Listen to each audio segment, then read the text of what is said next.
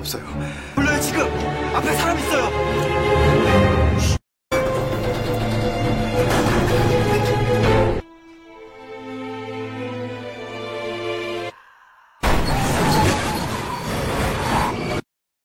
Film ini menceritakan seorang polisi wanita yang menjadi buta karena kecelakaan, dan dia juga menjadi saksi dan target dari seorang psikopat.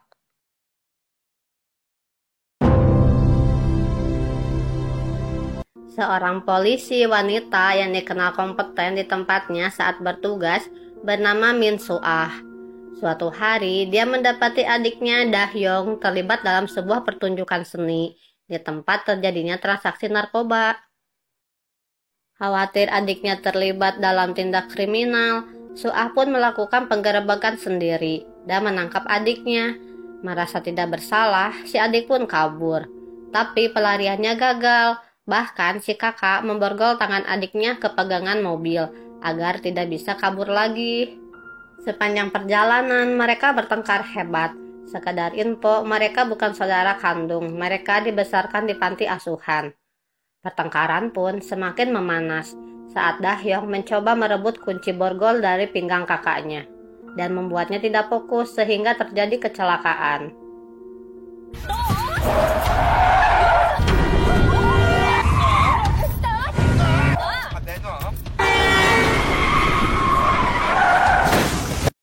Soo-ah terlempar ke jalan dengan badan penuh luka, sementara Dahyong terborgol di mobil yang separuh badannya menggantung di bibir jalan layang. Karena berusaha meraih kunci yang terjatuh, mobil pun akhirnya jatuh dan bertepatan dengan sebuah truk besar yang lewat. Dahyong pun meninggal, sedangkan Soo-ah menjadi buta karena insiden itu.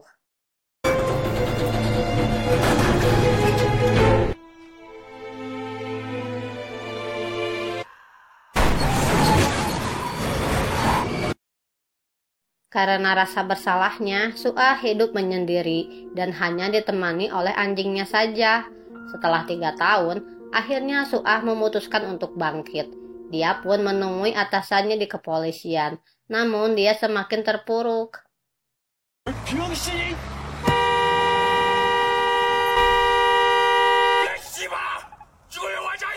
Esoknya dia pergi ke panti asuhan. Ibu asuhnya memberinya alat bantu tunanetra, tapi dia menolaknya dan memutuskan untuk pulang.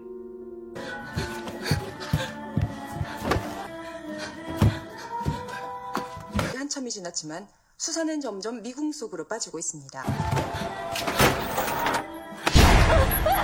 Setibanya di halte, Soo-ah menelepon layanan tunanetra, tapi mereka akan datang 2 jam lagi. Soo-ah pun menunggu.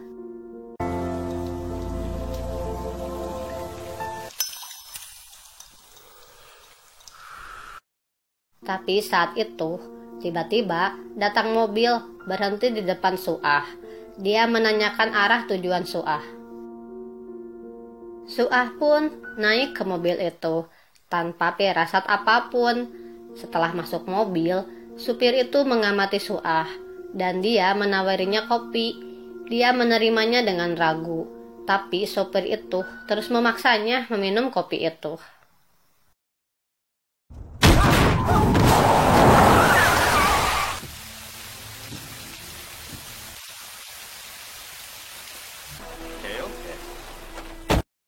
Tiba-tiba saat itu benturan terjadi. Ternyata mobil itu menabrak sesuatu. Soo-ah pun tahu yang dia tabrak adalah manusia. Tapi supir itu mengaku menabrak hewan. Soo-ah pun tidak percaya dan dia berusaha menghubungi nomor darurat. Tapi HP-nya dibuang oleh supir itu.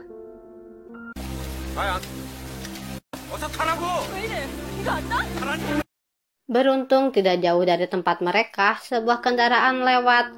Merasa tidak aman lagi, supir itu pergi melarikan diri, meninggalkan Soo-ah yang terduduk di jalan. Oleh pengendara itu, Soo-ah diantar ke kantor polisi, dan dia menceritakan hal itu kepada polisi. Tapi polisi tidak mempercayai Soo-ah.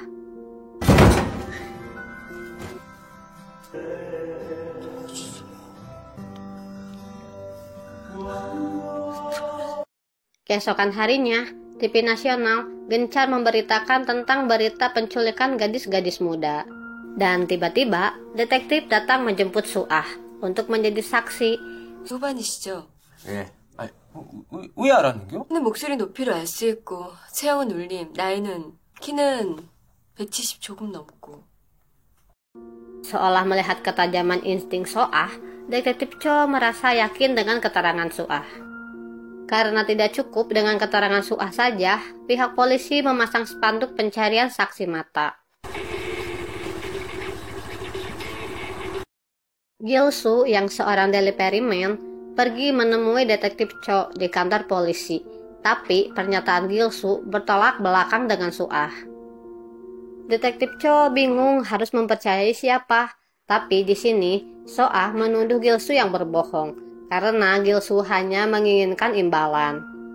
Mendengar itu, Gilsu pun marah dan langsung pergi. Suah pun diantar pulang. Mereka berbincang dan akhirnya Suah menyadari mobil detektif Cho mirip dengan mobil si pelaku itu. 비 오는데 창문 열면 어떡해요? 해치백이라 그럽니까? 해치백이요? 일반 승용차가 이 뒷좌석이랑 트렁크가 이렇게 딱 분리돼 있다. 택시에서도 이런 소리 났었어요. 뒤로 몰리가 멍거리다 카네. 해치백일 거예요. Sadar bahwa instingnya salah, mereka menelepon Gilsu. Tapi di saat bersamaan, Gilsu sedang menelepon temannya.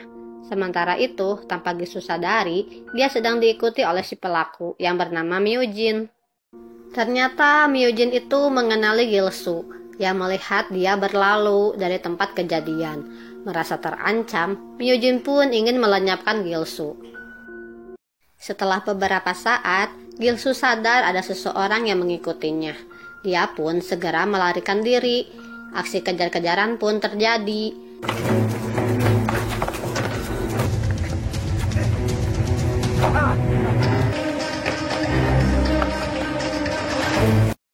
Sayangnya, Myujin itu berhasil menghantam Gilsu dengan batu. Gilsu pun tumbang berlumuran darah.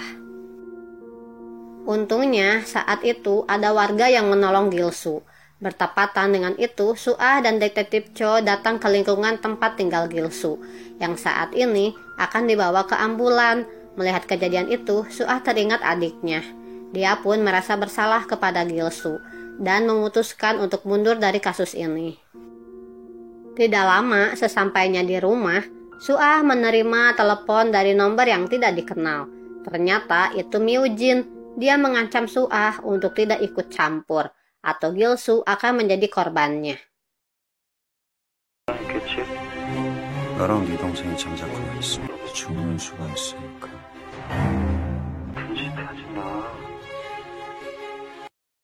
Sadar akan keselamatan Gilsu, Suah pergi ke rumah sakit, tapi Gilsu menolaknya. 너고 이제부터 난 상관 안 할 거니까 찾지 마. 난 병신 누나 둔 적 없으니까 이거 놓으라고! Dalam perjalanan pulang, di dalam kereta api yang sama, Gilsu terkejut melihat Myujin. Dia menghubungi Suah dengan bahasa isyarat.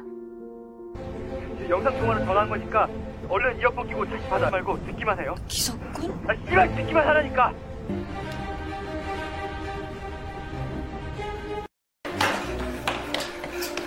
잘 들어요. 지금 지하철에 그 새끼 탄 거 같거든요.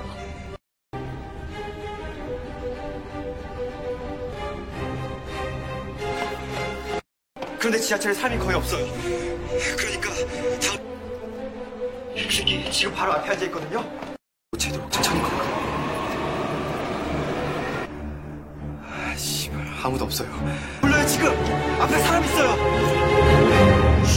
Di tempat yang sunyi, Myujin mengancam Suah. Tanpa berdaya, Suah pun menurutinya. Tapi Suah berhasil menyerang Myujin dengan semprotan mata.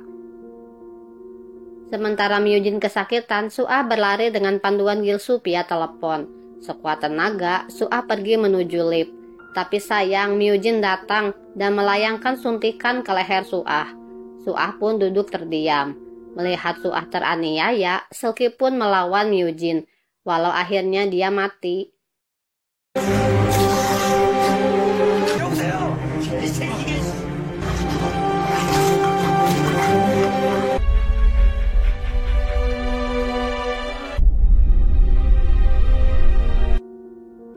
sementara waktu, Suah dan Gilsu bersembunyi di panti asuhan, sedangkan detektif Cho menyusuri tempat parkir. Di sana, dia pun baku hantam dengan Myujin. Sayangnya, detektif Cho tewas di tangan Myujin.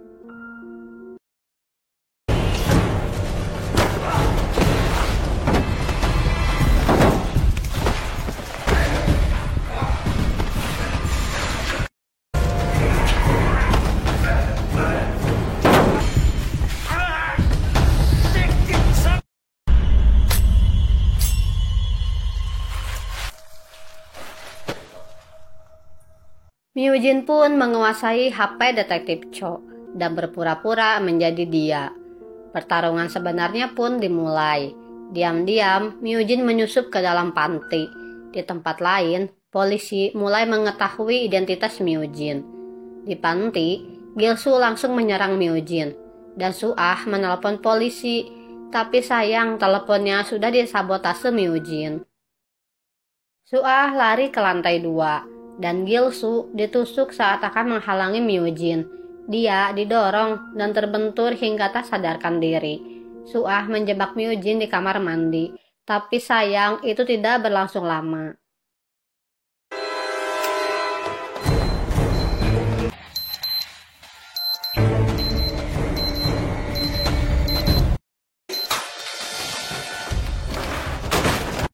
Saat Suah mengetahui Gilsu terluka, dia mengambil P3K dan mengobati Gilsu sebisanya, dan menyembunyikan Gilsu di bawah meja.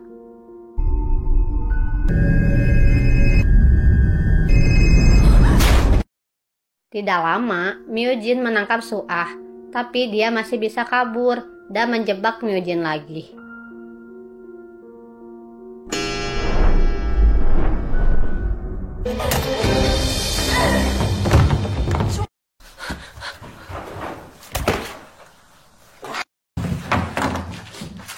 움직이지 마. 수감 열쇠 갖고 있는 거 알아. 이쪽으로 더. 어서. 그런다고 네가 살 수 있어? Akhirnya, Myujin terbakar hidup-hidup. Tapi sayang, Myujin masih kuat dan selamat. Saat akan kabur, Suah tertangkap dan disiksa.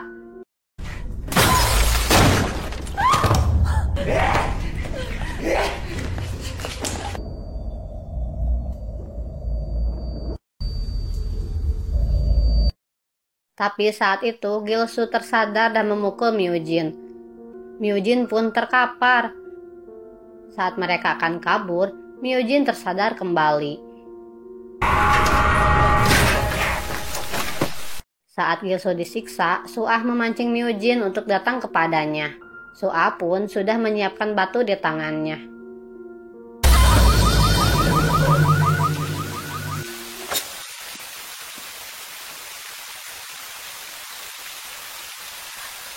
쫓는 게 형사고 얘.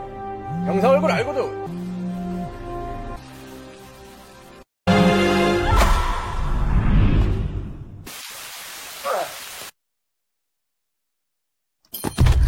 Dan akhirnya, Suah memukul Myujin dengan sekuat tenaga.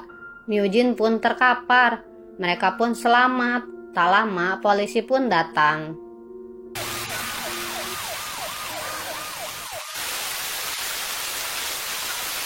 Satu tahun kemudian, Suah berhasil lulus dari Akademi Polisi, ditemani Gilsu dan ibu asuhnya. Film ini mengajarkan kita untuk tidak putus asa apapun kondisinya, seperti yang dialami Suah. Terima kasih sudah menonton, jangan lupa nonton filmnya ya, annyeong.